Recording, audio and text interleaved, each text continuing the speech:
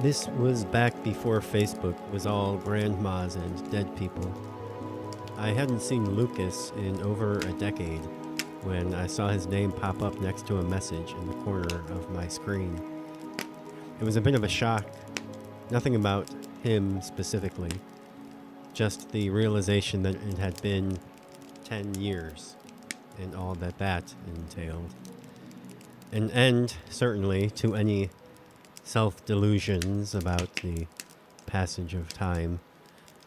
I was not fresh out of school anymore. Could no longer really look in the mirror and justify anything by saying that I was just getting started. Lucas was a friend of circumstance. The kind you have for a season, my mother would say. I didn't used to know what she meant by that until Lucas. Like, when my family moved to Pine Grove, I was in 5th grade, and I made this really good friend, Bobby.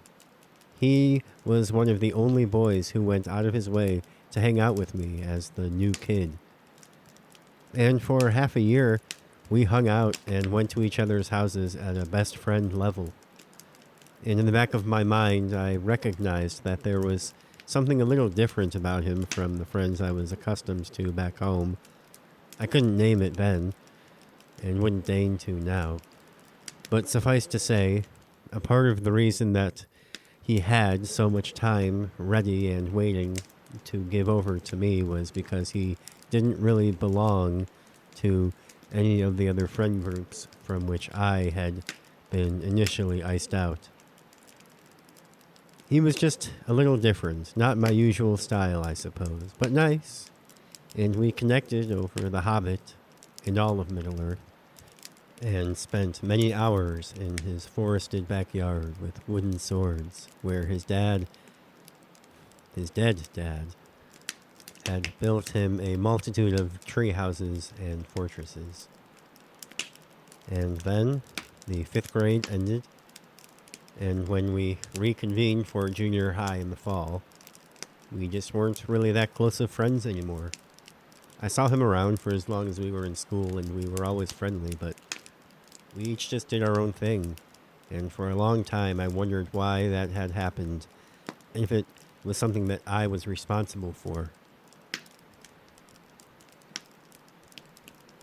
I made new friends. I was signed up for various sports and whisked off to camps and clubs. I assume similar or at least comparable things were happening in his life, but whenever I thought about him, the guilt lingered. Lucas was in my orientation group the week before classes started. He was a nice guy. We both enjoyed Steven Universe. We met each other at the dining hall for dinner, maybe once a week for that first semester, and spent a handful of Friday and Saturday and a few Thursday nights in one another's dorm rooms, studying and playing old video games. He still had his childhood Nintendo 64, just like the one that had sat in Bobby's living room on account of his mother buying it for him when his father died. I was always so jealous. Lucas lived in state, so when the campus closed for Thanksgiving, rather than fly cross country to get home for a couple of days, I spent the holiday with his family. We drifted apart after that, as each of us fell deeper into our respective majors, but when I met my girlfriend junior year, she knew Lucas, and it turned out that she was quite fond of him. So our friendship was rekindled for a few months as the three of us began hanging out in hammocks, listening to Wilco, and eating at the local stucco wall strip mall Mexican restaurant. I was sort of between jobs when he messaged me, between relationships as well, between a lot of things, I guess. It was another one of those transitory periods in my life. But at a time when I felt like everyone I knew was settling into the grooves they were meant to be in for the next 30 years. Getting married, getting promoted, getting mortgages, maybe, having kids. Like we were all in a big wagon train going across the prairie, and then one day I stepped in a hole and broke my leg, and there was no room in the wagon, so they just left me sitting there beneath the big blue sky, watching them and the oxen get smaller. I'd been moved back home with my parents for a couple of months and was beginning to feel a bit restless. A few nights before he messaged me, I took an edible. And when I woke up in the morning, my laptop was still open, and I was looking at the checkout page on a 1-week round trip to Reykjavik for one. Just 'cause, I guess. Just to get out of the house. I'd always wanted to see Iceland. It looks so appealing in all the screensavers. I'd already run down the list of high school friends who might still be in town and decided that I preferred to sulk in solitude. We spent a few messages catching up, nothing too detailed or too personal. His parents had both died in a car wreck while we were still in school, blocked onto the tracks by traffic and hit by the train. Kelsey and I both attended the wake. He'd gone out west after school to work in the oil fields just as the big boom was ending and ended up in Calgary. I'd gleaned as much as it was happening via the social media algorithms. He seemed different in his messages than I remembered. He'd been such a vibrant kid. A little dorky, sure. Kind of an acquired taste that even I felt like I never fully acquired. But he never toned down who he was. He'd always had a kind of caustic, cynical streak in his approach to the world. But it sounded, even over the computer, as if it had corroded everything else in the intervening decade, like rust through a muffler. He seemed to have had a rather rough go of it. So bad that at certain points I began to worry that all this small talk was just buttering me up for an appeal to donate to some GoFundMe. But he never asked for money. It kind of made me a little sad. But I also wondered if I might not be able to appreciate him a bit more now, with some of the theater kid verve sanded down. He and Bobby had that in common. So when he started talking about the mountains and all of the nature nearby, and how he'd taken up such an interest in camping that he'd even resorted to Craigslist to try and find a friend to go with him, it was I who volunteered the idea that we organize some sort of trip to the woods to catch up proper. He seems to like it. I'd always wanted to see the Aurora Borealis, and back in high school there was one year that I was obsessed with Into the Wild.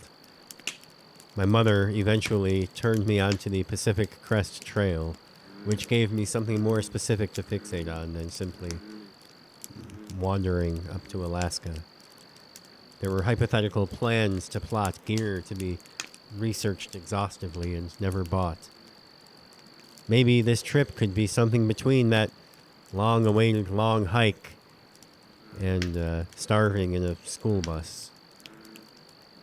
I'm no wilderness expert, I warned him. He said not to worry, that he was firmly a, quote, glamper himself. We found a weekend late in the summer when both of us were free. I booked a flight and he found a campsite. A few days before I was scheduled to leave, I began to get cold feet.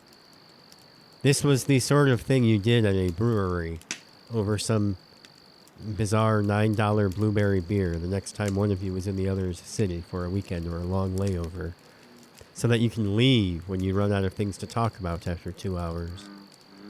A lot can change in 10 years. What if neither of us really liked the other anymore? Alas. Such concerns were very easy to hand-wave away 2 months in advance, looking at pictures of Moose mumbling platitudes about the virtues of friendship. He picked me up from the airport in a chuttering old diesel BMW, brushed some papers and receipts off the seat for me. If nothing else, my fears about the whole affair being somehow unbearably awkward were allayed up front. We picked up as if a month had passed, as if we were just moving back into the dorms after the holiday break. The drive to his apartment was nearly 2 hours, but I hardly felt it. We chatted the whole way. His place was a little dingy, but maybe a little cramped, but he made it into a respectable little home. My spot for the night would be the couch. I tossed my bag onto it, and Lucas went into the kitchen to begin our dinner. Some sort of salmon dish. I am pretty averse to seafood, but I couldn't tell him that, so I gritted my teeth. As long as it had some of the sauce on it, it actually wasn't so bad. I helped him with the dishes, and we drank wine out of mason jars, like in school, and sat up and talked a while longer, until there was a lull, and I yawned. We agreed that I had had a long day, and that we had an early morning waiting for us. Inside of 5 minutes, my teeth were brushed, the living room lights were out, and I was curled up on the couch beneath the quilt he'd provided me. A moment later, the light in his bedroom switched off, and the entire apartment was dark. I lay there with my eyes open for a while, feeling the coarseness of the throw pillow on my cheek, feeling for the first time all of the miles that I'd traveled, and all of that empty space around me on the map. On the way in, we'd flown over trees for an hour without spotting so much as an outhouse. I was all the way up here, far from everyone else I'd ever known, all because of a Facebook message I'd sent in a moment of spontaneity. Life felt very tenuous, very arbitrary indeed. I felt a bit like a fly who unwittingly found his way aboard an airplane and ended up 1,000 miles away, and in the shadow of the mountains and all of that vast wilderness, like I could be swatted just as easily. And I'd initiated the damn thing. That said, it would be untrue to not also say that he did more or less also all but ask me to do so. But I could have said no. It's time to start taking some responsibility for myself. I could have stonewalled the goading, could have hit the little X, and removed him from my life entirely with only, probably, a few days of any kind of serious guilt. And I didn't. I wanted to get out more, see the wilderness, experience something new. I knew I should want to connect with old friends. So here I was. A few hours later, we pulled out of the driveway. It was still dark. I had no idea where we were, north from south. Neither of us said much. I just looked out the window and watched the buildings pass and the light slowly come into the sky. We drove for several hours, and it wasn't long before the buildings began to mingle with trees, and then almost all of the man-made stuff disappeared entirely. There weren't very many other cars on the road. Even before the sunrise, I could feel the mountains looming over us. I realized at some point that the road was rising steadily upward.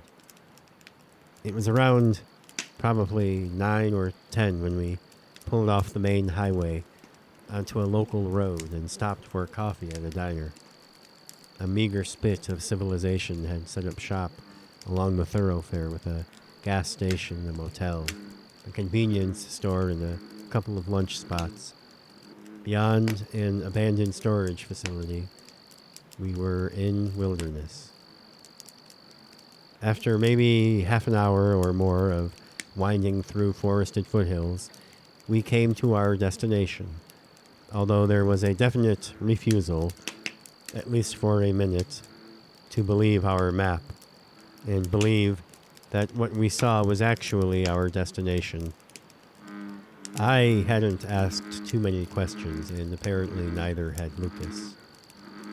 He'd booked the place online, where he'd presumably seen a few pictures, but I suppose those can be deceiving. I don't know what exactly I'd expected, and certainly not what Lucas had envisioned. I knew we were staying in a trailer, but the one he'd shown me didn't really look anything like the one I was looking at. I expected that we'd be in the woods, and to be sure, there were a few trees about 80 yards back, but mostly it just looked like someone's big backyard or a big open field next to someone's little ranch house with attached above-ground pool. The owner / apparently proprietor stepped out of the front screen door in basketball shorts to greet us. We were staying in his driveway next to a basketball hoop, which his son would, at times throughout the weekend, we were informed, be using. There was a ghostly, shroudy plastic skeleton hanging from the tree closest to the mailbox. It wasn't full-sized, but it was hard to miss. Like he either passed over it while taking his other decorations down, which seemed unlikely, or kept it there year-round on purpose, which seemed, Suffice to say, the tour of the place and the amenities was brief. When he went back into his house, we just kind of looked at each other. We decided to make the best of it, and began to unpack and settle into the trailer. "There's not much of a view," said Lucas, "but maybe you'll still get to see the lights." In all of the disappointment, I'd almost forgotten. That was reason enough to tough it out for at least one night. We took the cooler out of the trunk and began preparing the food that we'd brought for our first meal. We had to knock on the host's door to ask if we could use the grill. His name was Lionel. He slipped into some sandals and stepped outside to show us, and then just never left, except to his kitchen to grab himself a beer. Otherwise, he just sat or stood there while we grilled and chopped and cooked, talking about seemingly whatever came into his mind, as well as a few things that had evidently been weighing there for some time. He squinted and shielded his eyes and looked at the sky. "Looks like rain later," he said. "You gentlemen thinking about making a fire?" We looked at each other and shrugged and said that we hadn't thought that far ahead, but that yes, that sounded nice. We would probably do that. He just said, and tossed another handful of seeds into his cheek and stared off at the mountains. We offered him some of the food because it felt awkward not to, though it wasn't like he had ever offered us anything to drink. Eventually, Lionel went back inside his house to take a phone call. Lucas apologized, and I told him not to blame himself. "It must get pretty lonely out here," he said. I looked around and agreed. The silence, whenever you stopped talking and actually listened to the world around you, was sublime. But if that was all you ever heard, I could imagine going a little loopy. The guy was gone for about an hour. When he came back out, he picked up right where he'd left off, or at least seemed to. I heard probably every third thing that he said. No son ever came outside with a basketball. Not that he couldn't have been in the house the whole time, but we never saw anyone besides Lionel. It never rained either. Towards dinner time, he became noticeably drunk. He began to sway a little whenever he stood, and he would stand too close and breathe hot, yeasty air on us when he talked. He looked like he was in his late 40s or 50s with a patchy gray beard. "Do you ever see the northern lights around here?" asked Lucas. "Oh yeah," said the man. "All the time." Lucas looked at me and gave a reassuring smile. It was a long way to come just to hang out with some random stranger. But I cracked a beer for myself and let Lucas do most of the heavy listening. I stared into the fire and let my mind wander. When it landed back in rural Alberta, it was just he and I. Our host was gone. I looked up. The sky was cloudy. No strange colored lights. I tamped down the voice in my head, screaming that I'd renewed my passport and traveled to the middle of nowhere just to sit in a half-broken lawn chair and drink lukewarm beer. As we were winding down and readying ourselves for bed, the owner came back outside. He started talking again right away, and eventually Lucas worked up the nerve to interject and tell him that we were both becoming very sleepy. The man took it in stride, barely even seemed to close his mouth. He invited us to breakfast in the morning, bid us good night, and told us if we needed anything to let him know. Then he returned to his house. For a while after the door slammed, neither of us said a word, and there was only the sound of the crickets. I cracked a window in the trailer so that I could hear them while I fell asleep. In the morning, we were both awoken by a knock on the door. My initial half-asleep thought was that Lucas had left to pee and locked himself out. Then I looked over and saw him in his bed, still at least 2/3 asleep. It was, of course, Lionel. "Early bird gets the bacon," he said when I answered. At breakfast, Lucas told our host that we were looking to get out into nature a bit, and asked if there were any good trails or overlooks he could recommend. He said, really working his biscuit, his chin going in circles. Well, flecks, flying, crumbs, dropping. Tell you the truth, I wouldn't go much of anywhere near those woods this weekend, if I were you boys. Folks have been seeing a massive brown bear around these parts all summer. Looks like 6 feet tall. I'd bet probably at least 900 pounds. 3 people I know seen him within a few miles of here this last month alone. Lucas asked if that was large for a grizzly bear. Round here? That's the biggest I've ever heard of by a fucking lot. Folks guess it had to have walked here from Alaska. Across the mountains? Said Lucas. He said. Lord knows why.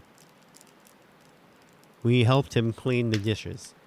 I didn't see the whole house, but I didn't see any kid or wife, though the general look of the place seemed to indicate that they were there somewhere, or at least had been there at some time. He insisted on showing us his son's license plate collection. Little did we realize it had a whole room unto itself. This one's rare. He pointed at an antique police plate from Nevada. That cost him 5 big ones at a convention. Lucas and I said that we were going to go for a walk. There wasn't any sidewalk, but there weren't any cars either. There was nothing really to see, but there wasn't much to hear either, which was sort of entrancing in its own way. I don't even really know how far we walked. He was waiting for us when we returned, smoking a pipe, shuffling a deck of cards. You boys play poker? I was actually thinking about taking a nap, said Lucas. The man checked his watch. Pfft, you just woke up. Look, said Lucas, and at the tone of his voice, my stomach sank. We appreciate breakfast. You're a very nice guy and all. But my friend and I came up here to have a weekend with each other. Do you understand? Like, no offense. We just don't know you.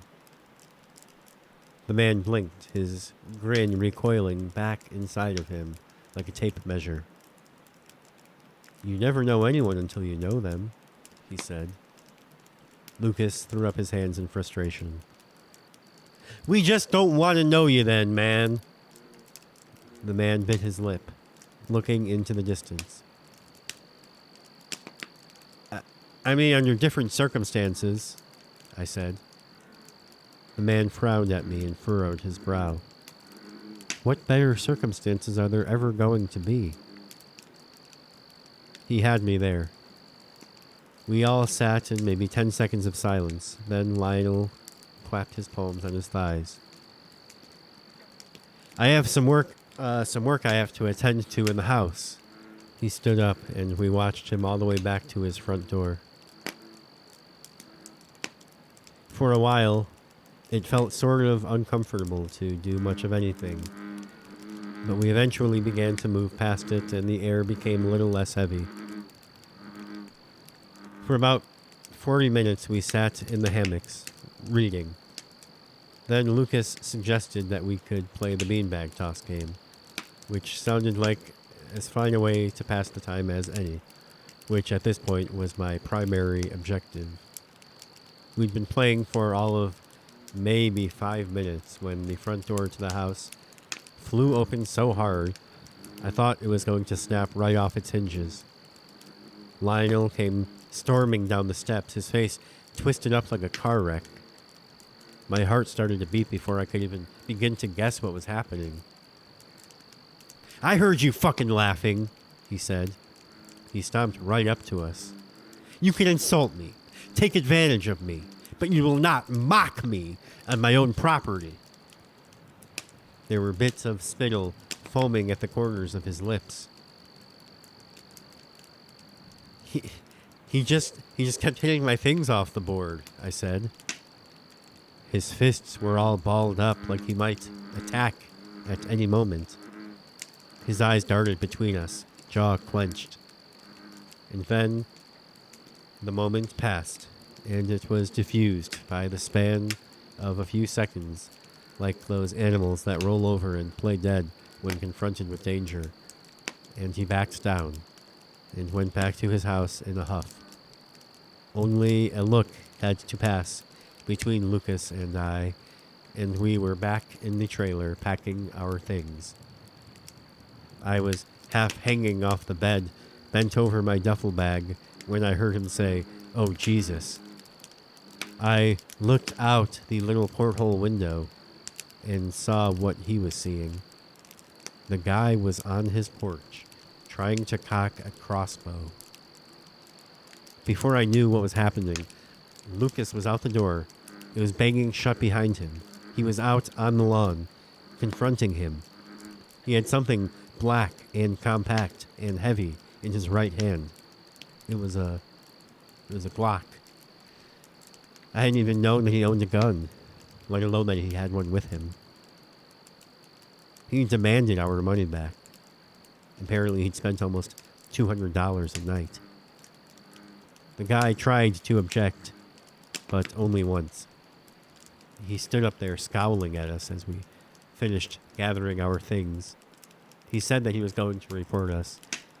Going inside of his living space was against the terms of the website we'd used to book the stay. Lucas waved as we pulled away and honked his horn, which seemed like a needlessly antagonistic move. We stopped in the nearest little town with enough cell signal to book a campsite and found a sporting goods store where we picked up some camping basics that we were lacking if we wanted to truly rough it out in the elements. I think we'll regret it if we did all of this and all we saw was that loser's rain barrel and unweeded vegetable garden. He had a point, even if all I was really concerned about at that point was getting far away from Lionel. We stopped for gas on our way up into the mountains. The station was, by all indications, the last outpost of civilization for quite a while. The guy behind the counter ringing up our jerky and soda asked whereabouts we were headed. Lucas told him, and the guy scratched his chin and called out to the man playing video roulette by the ATM. That's sort of by where Candace said she saw that huge grizzly a couple of days ago, isn't it? Huh? He said. The man behind the counter repeated what Lucas had told him. Think so, said the gambler without turning his head. I'm pretty sure they were just fucking with us, said Lucas when we were back in the car. They can tell you're not from here. He opened up a bag of the honey mustard pretzels he'd bought and offered me some. We didn't have to go very far before we lost cell service again. The pavement became gravel, became 2 tracks of dirt, and then, seemingly at random, he pulled off to the side and parked. This is it? I said. I had once again let him do the research legwork. Pretty sure, he said, and pointed to a little break in the tree line. I could certainly see what he was seeing, but I could also see completely overlooking it as just a couple of oddly spaced trees if we had kept driving along like we had been. Like the fly who wanders into a car before the door is shut and ends up in a foreign land. It took me a moment of looking to notice the carved and polished post that was the trail marker. We loaded up our packs and walked in. Turns out I was in even worse shape than I'd thought. Lucas didn't look particularly fit and never had been as long as I'd known him, but he never seemed to need to stop or rest, and I couldn't hear him wheezing, though admittedly it was hard to hear too much over my own. It wasn't that I was afraid of guns, per se. I mean, I guess I was. But any rational person would be. A handheld object capable of ending a life in the blink of an eye with as much effort and thought as it takes to turn on a television or activate a ballpoint pen. I don't care how educated or responsible you are, the presence of such an object will irrevocably alter the mood and tenor of any place where previously this capability did not exist. It's unavoidable. You've brought death to hover over a function over which he previously held no sway. I stepped in something soft, and my nose knew that it was bad a second later. Lucas heard my grousing and stopped. I tried scraping my sole on a nearby tree trunk. What kind is it? He asked. Not deer, I can tell you that much. It was fresh. Might have been a deer, actually, but I couldn't say that for sure, and definitely didn't want to sour the mood by saying it aloud at the time. Eventually, we stopped to drink and eat a few of our snacks. We were climbing gradually but steadily, and my legs were on fire. I kept waiting for the foliage to clear or the trail to lead us to a scenic vista, to allow me some bearing on where we were, to just let me see the sky for a minute. But the forest only seemed to grow denser the farther we walked. Soon the sun began its long descent. We didn't talk much while we walked, other than to communicate things pertinent to the walk. So I spent several hours trapped inside my head, where the chorus of 500 miles played on repeat, slowly sapping my sanity. This far north it would be light out until 9 or 10, but the thought of walking until then made me feel like I might pass out on the spot. Luckily, maybe an hour and a half later, Lucas stopped and unslung his pack. "I think this is it," he said. I could believe it. It was a surprisingly tidy little site for how deep we were in the woods. Some stones in a circle for a fire, a few stumps, a selection of flat sections for our tents. The trail, continuing on past our site, was covered in crab apples. "Well, that's probably not great," I said. Lucas was confused. "For the bear," I said. "It's perfect," he said. "When the bear comes snooping around for a meal, he'll just eat a bunch of apples instead of us. Maybe he'll even get drunk off of them." I told him that I didn't think this was going to be a little black bear trying to steal our picnic basket. I'd read somewhere that grizzly bears like to kick dirt over their food and leave it to rot for a while. He said, "I think an imaginary bear will eat whatever we tell it to." We put down our packs, and as soon as our tents were up, we set about collecting kindling and twigs till our backs ached. I could hear a creek running somewhere close, but I couldn't see it. With some time, some concentration, perseverance, and about 45 minutes of near constant attention, we had a real, reliable fire, and with time to spare before dark. When we were satisfied, Lucas said he wanted to take a walk around. I stood up to join him, but he said that he wanted to go alone. So I sat back down and spent the time staring into our new fire. I don't really know how long he was out there. It was definitely darker when he returned. I could see the faintest hint of the stars starting to emerge. He sat down across the fire from me without a word, without looking at me, just staring into the flames. I tried to discern if anything had happened on his walk, but he didn't seem sweaty or shaken up or anything. Neither of us really felt much like cooking, so we ate jerky and trail mix and dehydrated peaches while we waited for the darkness to come. I held my breath and listened to the woods around us. I could hear not a single road, not a single car, not even in the far-off distance. Eventually, a plane, barely louder than a mosquito, passed by, miles above. I looked up at the sky and found the last of the light draining almost before my eyes. A half-moon rose apricot and tilted over the treetops. A log split in the fire and sent sparks skittering up into the canopy. The night made the world small and seemed to draw something out of Luke. He sat with his hands clasped in his lap, still staring straight ahead. He had not moved much at all since his return. We'd spoken all of a dozen words between us. He picked up a stick and snapped it and fed it to the flames.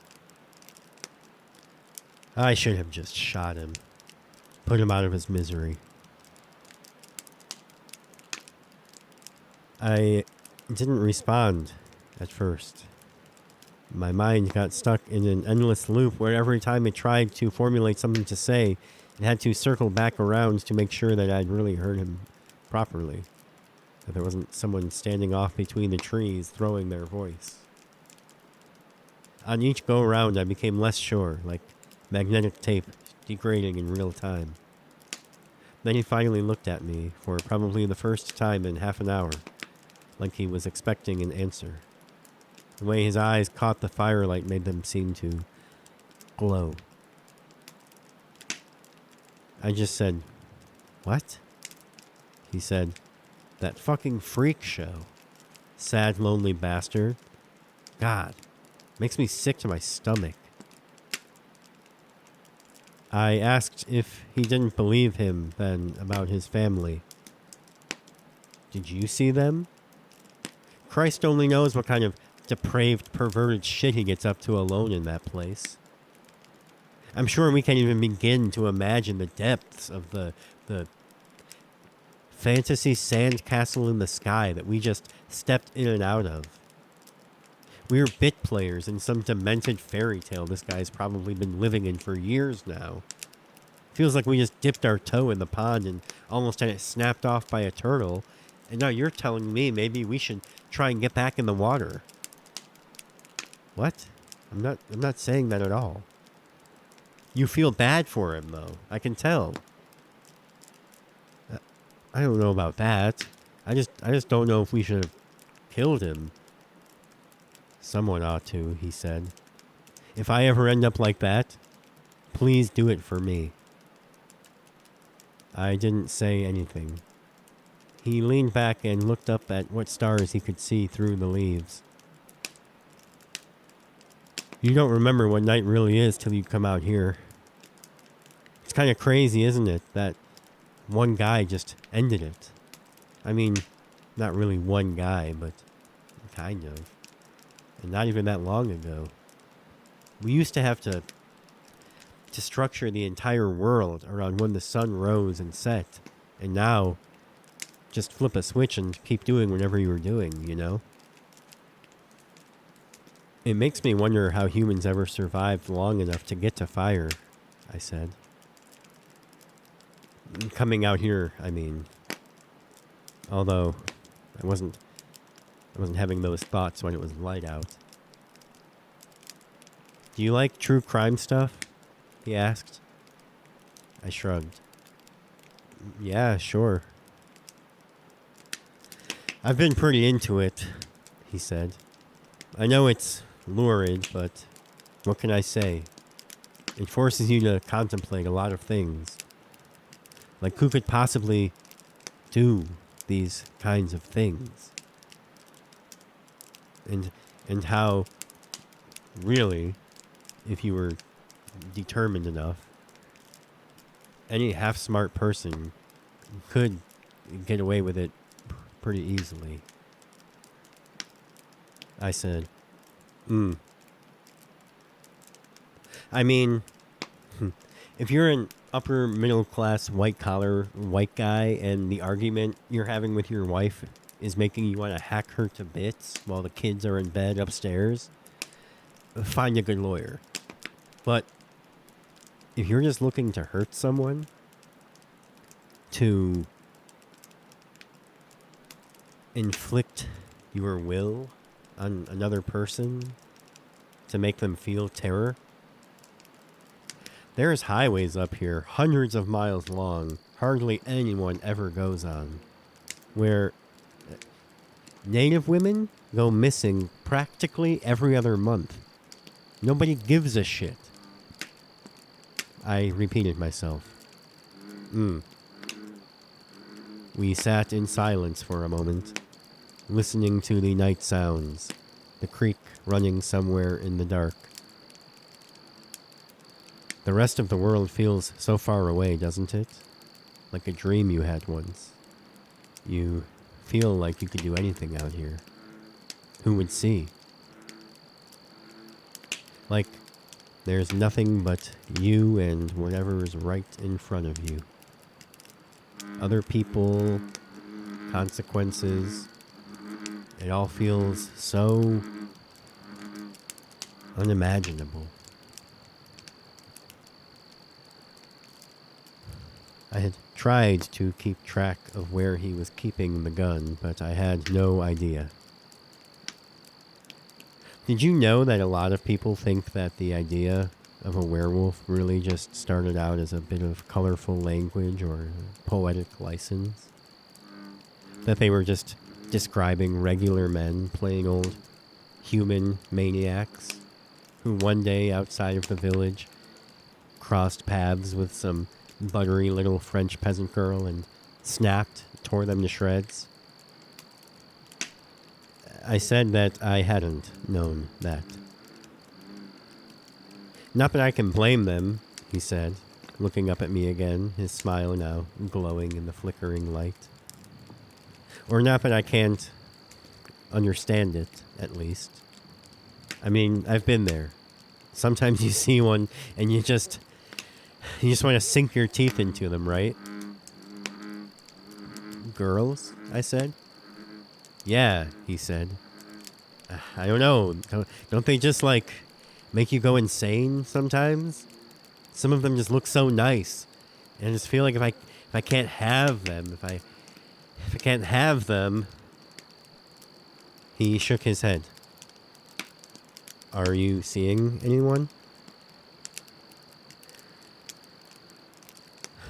I haven't been with a girl since school ended, he said. My heart sank a little. It's just tough, you know. At first it was like, you know, how can I bring someone back to my place when I'm living with my parents, you know? And out here, it's just, I don't know. I don't do good on the apps. It's not like I'm ever around anyone new in my day-to-day. Am I supposed to, go to some club and get all sweaty and yell in some drunk girl's ear till she decides to sleep with me? It is tough, I agreed. Yeah, like I need to hear it from you, he mumbled. He had not actually asked me very much about my life at all to that point in the trip. He seemed to be at least vaguely aware of the existence of my ex-fiancé, though maybe not the ex part. I opened up my mouth to speak, but decided that he didn't seem to be soliciting advice. He stood up and put another log on the fire. Did you see that? He said. Something in his voice made my heart skip. He was looking to our left. I hadn't seen anything.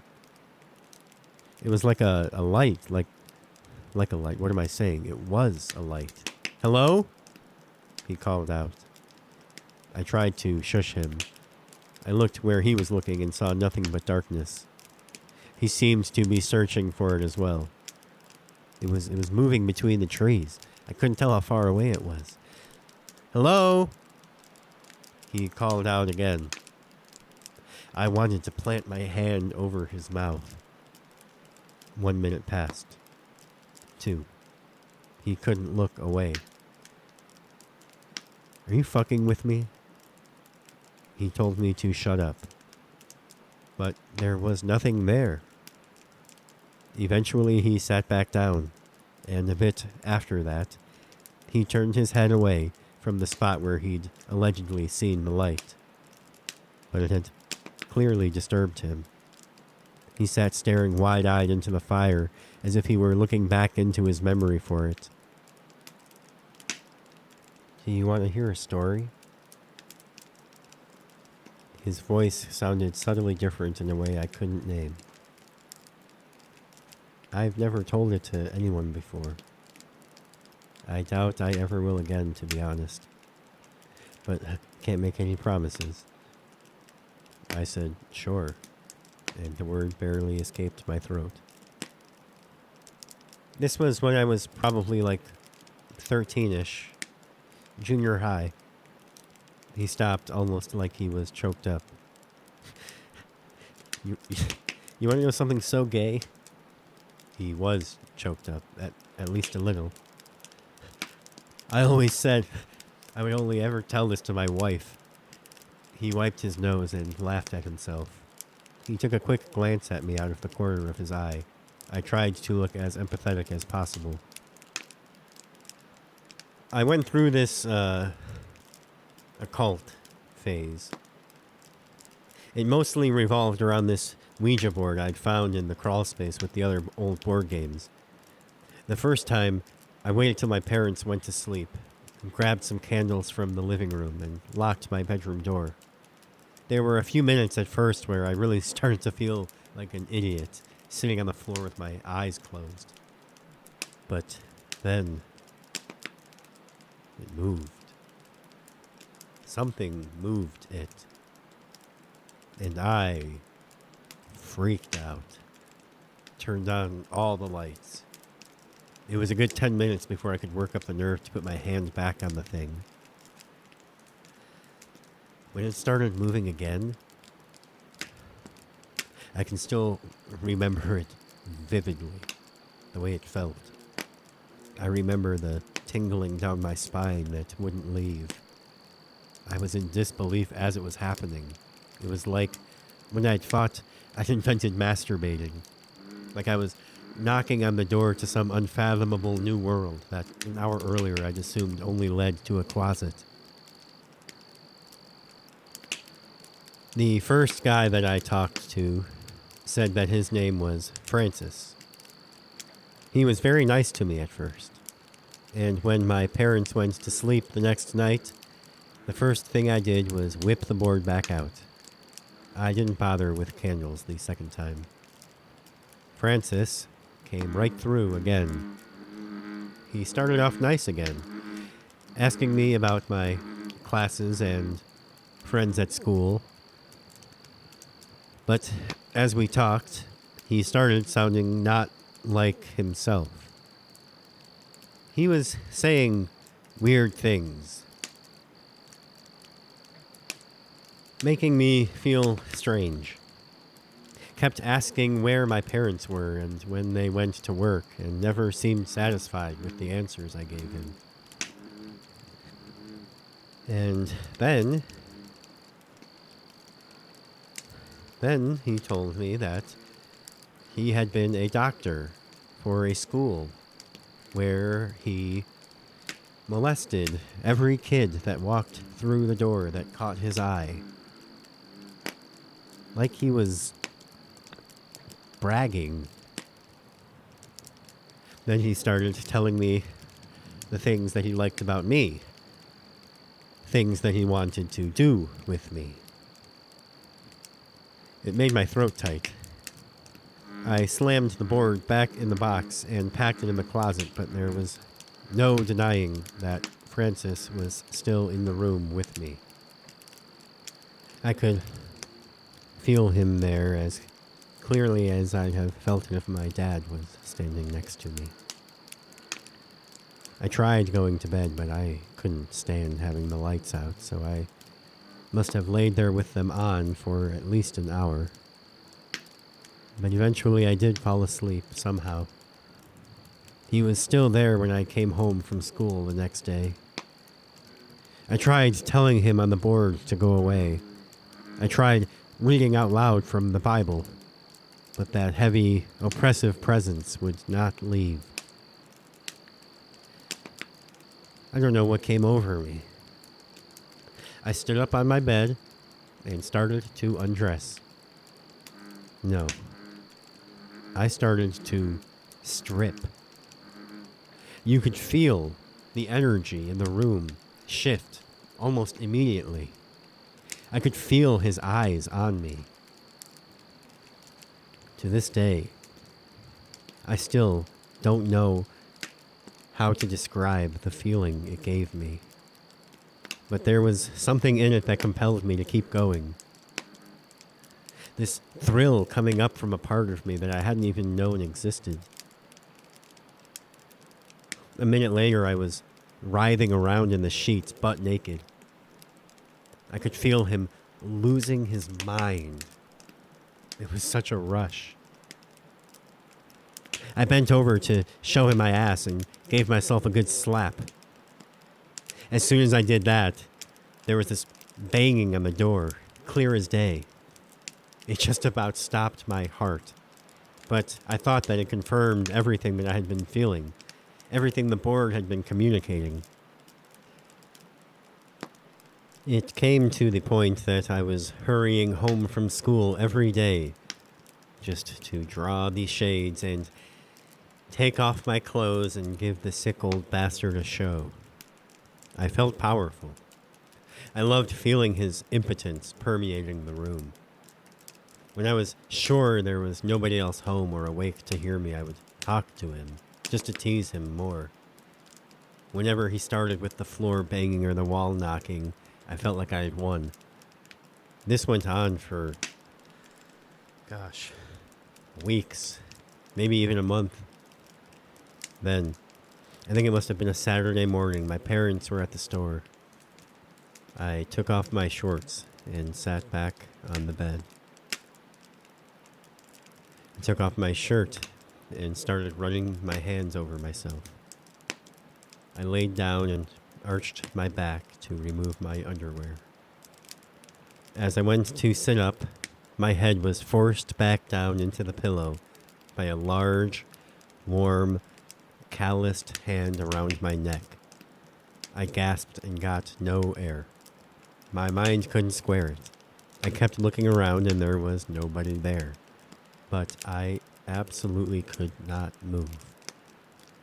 Whoever was holding me there was at least as strong as my father, and after a couple of seconds they began to squeeze harder.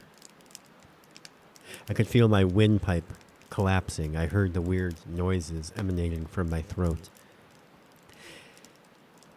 I don't think my heart has ever beat so fast before. I struggled and kicked and thrashed, and it made no difference. I could feel him hovering, leering over me, drinking it in, his sour breath on my face.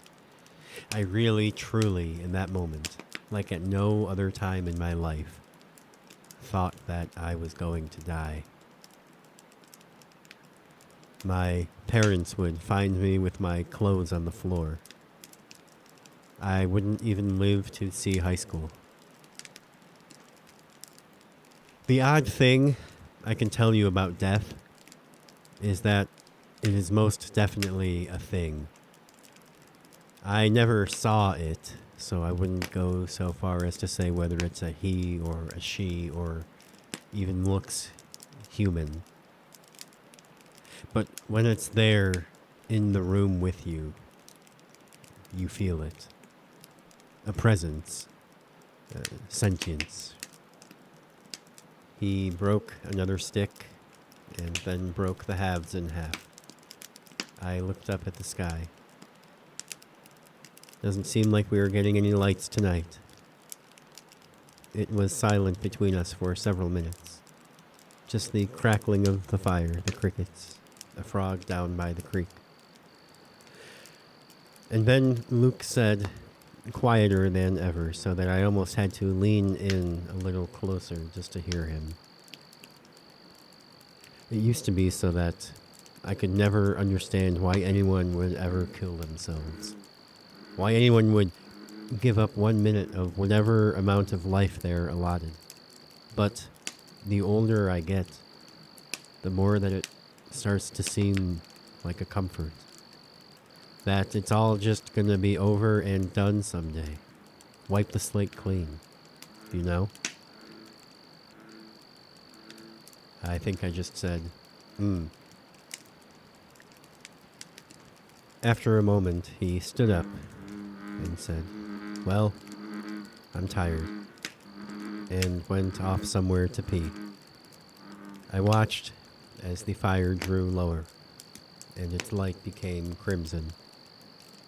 When Lucas returned, he made a noise, and at first I thought he'd stepped on a thorn, or had a heart attack, but he just wanted me to look into the woods. There, he said. But I could see nothing except darkness and bushes where he was pointing. I looked at his face, and it seemed clear to me that he was certainly in that moment seeing something. His eyes tracking it between the trees. His expression stuck somewhere between awe and horror. I tried looking again, but there really was nothing there. Who's there? He yelled. I asked him what it looked like. Like a lantern, kind of. And then it seemed to disappear. He watched it go, searched for it, waited for it to return, and then seemed to give up hope. But he never seemed to relax after that. He was constantly shooting glances off into the darkness. Out of nowhere, though Lord knows the contents of the monologue that led to it in his head, he said, What makes you think you're better than me? I said, I don't think I'm better than you. You didn't used to, he said. There were some people at that school who always did, even some of my friends. But I guess a lot can change in 10 years. I said that I didn't know what he was talking about, and he asked how much I made. I told him that I was between jobs. Boo-hoo-hoo. You make $200,000 a year to send emails and wear fun socks so that you'll be the office personality. You live in Manhattan and drink matcha and think that means you know everything. Where is this coming from? I said. He scoffed and shook his head. Just don't pretend you know what it's like when you have no idea. I didn't know what to say. It felt like even the most innocuous platitude meant to placate him might accidentally trip the wire that made him really blow up. He was looking into the fire like there was a whole movie playing there. Then he abruptly said, "Good night," and crawled into his tent, as abruptly as one can unzip and zip a door flap. The fire was close to dead, the logs blackened husks. I tried to listen to whatever he was doing in the tent, but I couldn't hear anything. It stood as still as it had before he'd entered. I was waiting for the sharp metal-on-metal sound of the slide being racked, the solid click of a fresh clip sliding home. It seemed at once impossible and inevitable. Action movie stuff. It was probably already loaded. Maybe I'd hear him turn off the safety if I held my breath. Other than that, just point and pull. Repeat as needed. Was he sitting upright in there, working on something? Or was he already supine and asleep? Maybe he was listening just as closely to me. Maybe he was even watching me through the mesh. He was right. The rest of the world, the notion of the existence of anything outside the meager light of those embers, was almost incomprehensible. They could follow the paper trail, my ticket, our texts. The crazy guy at the booking would lead them right here. I already had a witness. The police work would be routine. But it was all just a slideshow that I could watch on my eyelids while I bled out in the dirt in the middle of nowhere. The only weapon I had was the blade in my multi-tool. I quietly brushed my teeth beside the fire pit and climbed into my sleeping bag. The door to my tent faced the door of Lucas's some 10 feet away. I unfolded the blade and held it hidden against my chest and lay listening to the crickets and the frogs down by the creek. They seemed quieter now, like they were just as tired. Eventually, somehow, I started to drift off. I don't think I ever fully lost consciousness, but I was undeniably somewhere in between states when I heard the zipper. I looked up with my heart in my throat and was relieved, at least relatively, momentarily, to see my tent door still zipped up tight. I could hear him climbing out, all the swishing nylon, and then it was quiet once more. At some point, I realized that I was holding my breath. The fire was either stone dead or negligible. The darkness was unlike anything I'd ever been in before. It was so dense that it almost seemed to have substance unto itself. I sat up on my elbow and listened closer. Lucas was talking, mumbling to himself under his breath. I couldn't begin to understand what he was saying until he spoke up a little louder. "Stuck-up fucking prick," he said. I could hear his sneakers. He seemed to be pacing around the campsite. I gripped the multi-tool, dried the sweat from my hands. "Idiot," he said. "Stupid fucking moron." I heard a smacking sound and sat up to look through the plastic window. He was hitting himself in the forehead over and over with the heel of his hand. Then he moved and I lost track of him in the dark. Next I heard him. He was somewhere off to my right. He was speaking at a normal conversational level, which put me on edge for some reason. The stranger part is that he also, by his rhythm and intonation, seemed to in fact be conversing with someone or something. I thought that I could hear a second voice, even lower, even less distinct than Lucas's, just a vibration of the night air. It seemed to be doing most of the talking. It grew quieter until I could barely distinguish it from the sound of the wind, and then it was gone altogether. Lucas passed right by the wall to my tent, and I almost screamed. He began to pace the campsite again. He paced for 15 or 20 minutes, without pause, without muttering a word. Then he stopped. "Who is that?" he said, calling out. "Hello? Announce yourself." He received no response, at least none that I heard. I didn't think he was talking to me. The next thing I did hear was the soft thudding of sneaker leather against crab apples. But soon that was gone too. I sat in the silence a moment and then unzipped the flap to my own tent. Lucas's tent was indeed wide open and very much empty. I grabbed my flashlight. Lucas was no survivalist, but he seemed self-assured. I hadn't felt quite as isolated as I maybe should have when he was around. In his absence, I felt every mile and every river and every ravine and gully and tree between me and civilization. I headed timidly up the trail in the direction I'd heard him go. I thought I caught something moving in the beam of my flashlight and made for it, but found nothing. It was hard sometimes to keep track of the trail, even in the daylight, and in the dark, I lost it almost immediately.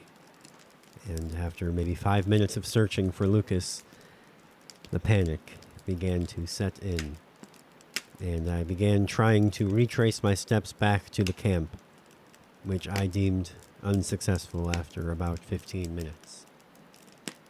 I looked around and didn't recognize a thing, but that didn't mean I couldn't have been all of 20 feet from my sleeping bag. I tried walking in a circle to no avail. I was trying to discern if a clearing that I'd come across was a part of the trail when I heard a gunshot. Far away, but not that far. In the dark, in the mountains, it was impossible to tell. I froze and listened, my blood cold, my heart racing, but there was nothing else to hear.